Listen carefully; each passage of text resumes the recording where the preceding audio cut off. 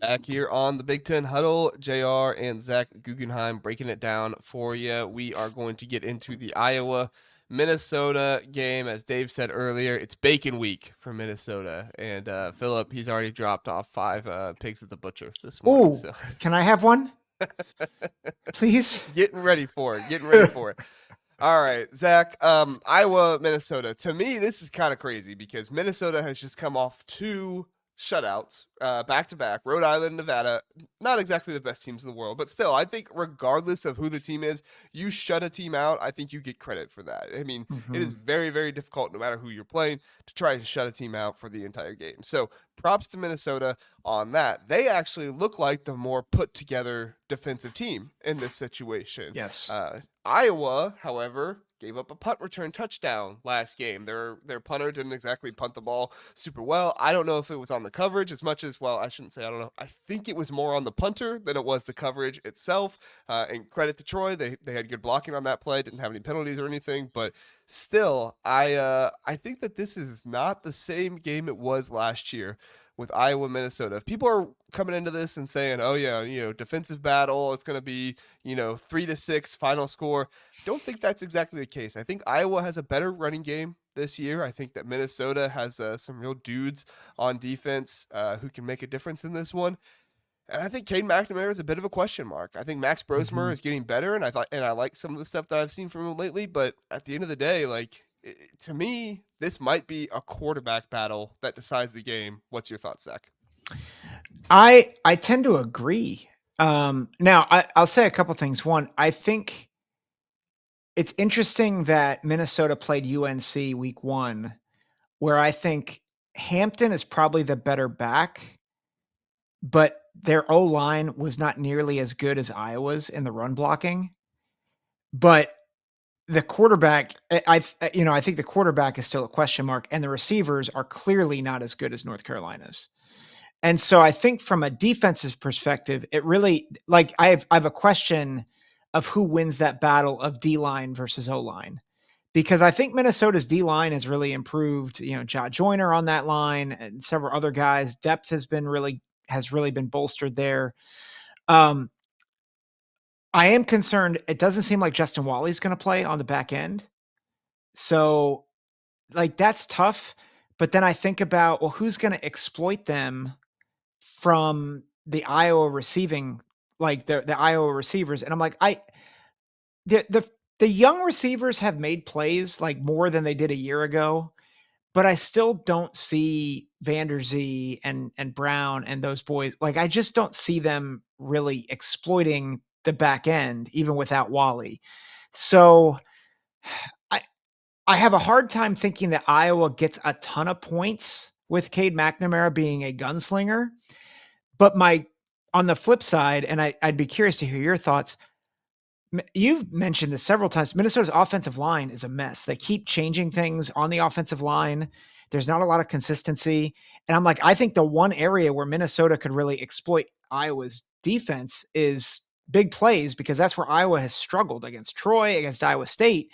But are they going to have time to protect Brosmer? So that's just, I think those are a couple of Yeah, my sorry, thoughts there. I Oh, was you're muted there good. for a second, and I was looking at one of my stats I was going to reference. Yeah, no, I agree. To me, Minnesota has done a really, really good job of getting turnovers, right? They have 9 turnovers on the year. That's fifth in the nation. So Minnesota's done a very good job of getting turnovers. What they haven't excelled as much in is getting the team off the field on third down, or getting the defense Mhm. off the field on third down. They are 40.5% at third down defense. On the flip side, Iowa, they only have 5 takeaways, which is 25th in the nation. Still not bad, but not nearly as good as Minnesota, and their third down defense is 24.4%, which is 12th in the nation. Mm. So to me, this is going to come down to turnovers. I think that with Iowa's running game, they should be able to convert enough third downs to move the ball down the field a little bit. All right. I'm not saying like it's going to be a 40 point, 40 to 30 game or something like that. But I do think that this is going to be probably closer to 20 than it is 10 in my mind. And I think it's going to be a huge test for Cade McNamara if he can take care of the ball well enough, because they got some ball hawking dudes on that Minnesota defense, and if Cade McNamara is not careful, he's going to lose the ball, and Caleb Johnson's going to have to protect the ball too. I mean, he does a very good job with the way he carries the ball, but all it takes is one helmet to hit that ball the right way, and that ball can pop out, and a Minnesota defender can fall on it. So he's going to have to be very careful with how he carries it. And Minnesota overall, if they don't get those turnovers, can they stop Iowa on third down? To me, I never like to rely on the turnovers. I never like to say, oh, we're a turnover defense and that's what we're going to rely on, because I think if offenses really buckle down with it and they only turn the ball over maybe once or twice, I think that you can still win that game.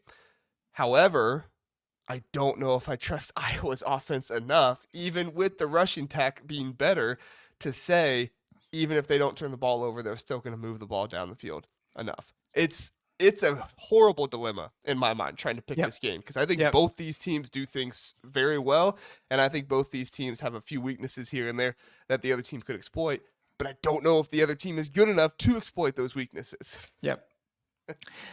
Yeah. Yeah. So I guess my question to you then, Zach, is do you believe in Minnesota's? Well, I guess I shouldn't.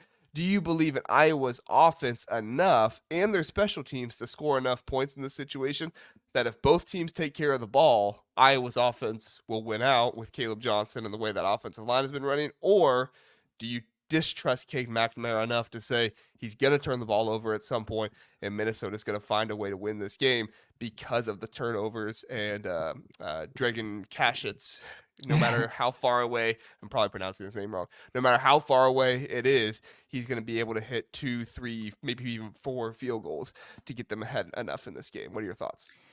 Well, I think my key to the game is a little different. And I agree. I think turnovers are a big deal. I I am honestly very concerned about just the big plays that Iowa has allowed. And while Brosmer has not hit a ton of deep shots, I think they have the best receiver in this game in Daniel Jackson. And I would not be shocked. And I think this is where my prediction is leaning. If Iowa is consistently getting to plus territory and kicking field goals, and Minnesota is a bit more herky jerky, like I think they'll be able to run some with Darius Taylor, but I think Iowa's front seven is gonna stonewall that running game quite a bit. But I think they're gonna allow a big play or two. And while I think Minnesota, they may have less yards, I think Minnesota will score one more touchdown than Iowa, which lets them have Kesich have his shining moment of redemption for a 17-16 win. You are betting on the kicker who lost the game, you could argue, twice against Yes. North Carolina. All right, Yes. I like it. Bold move. Bold move. To your credit, Iowa has allowed 3 plays of 60-plus yards this season. Minnesota has only allowed 1 of 30-plus yards. That was the longest play they allowed, was a 30-some yard play. I forget who that was against, but yeah, I mean, this could be a huge factor. Can Darius Taylor get loose and can he run the ball? Can Max Brosmer find those guys downfield and create a big play that gets them in field goal range once, maybe even twice, or create that touchdown that gets them the win? To me, I think Minnesota has the pieces to win this game. I think it's at home for Minnesota, correct? Yes. Yes. It's at home for Minnesota. I think they have the pieces here, but I still look at this Iowa team and Caleb Johnson, how he's been able to run the ball. I think that Cade McNamara, I think he fixes his turnover issues here. He takes care of the ball. I'm not saying he has a spectacular game. I don't even know if he throws for over 200 yards in this game. Probably, 170 at most. But I think I'm going to pick Iowa. Even though the chat is very Iowa hatred heavy, I think I'm going to pick Iowa in this one. I think it's going to be something like Boo this man. I Boo. know, right? No. I think it's going to be something along the lines of like 16-14. I think that there could be like a safety mixed in there. There could be some like crazy field goal kicking or something like that gets us up there. I know, positive Mike. But it's bad when the positive guy is booing you in the chat. But honestly, like I could see it going either way. Like I said, I think both teams have good parts of their game that could win this game, and and the other team has deficiencies that all you have to do is excel in one of those areas, and you could win this game on both sides of the ball. Zach, who are you picking? Minnesota by a point. Yeah, By a point. 17-16. Yeah. So we both got it closer to 20 than we do 10. Yep. Yep. So. Yeah, and I think this might be the as dysfunctional as it might be at some point. I bet this is the best game of the week. You think it's best coming down to the wire, probably. Yeah. Positive Mike says you really sucked all the positivity out of the chat. I probably did. I'm here to bring it back, Positive Mike. There you go. We got it here. Brian's bringing positivity to the Minnesota fans here. He says just want Ferentz to retire / maybe even get fired before he gets Big Ten win number 152. Getting thumbs down and everything. Oh, I know. I tell you, I don't try to normally tell people who I root for just because I think when I do that, people talk about how biased I am and stuff like that. But I am rooting for Minnesota in this game. It's not that I dislike Iowa, but there's just something about Max Brosmer I really like. And PJ Fleck to unlock him and have him be a better quarterback. And I really, really like Darius Taylor. I love the way he runs. Very, very entertaining back. So, all right, Zach. Well, we better move on before I suck up to Minnesota fans too much. So.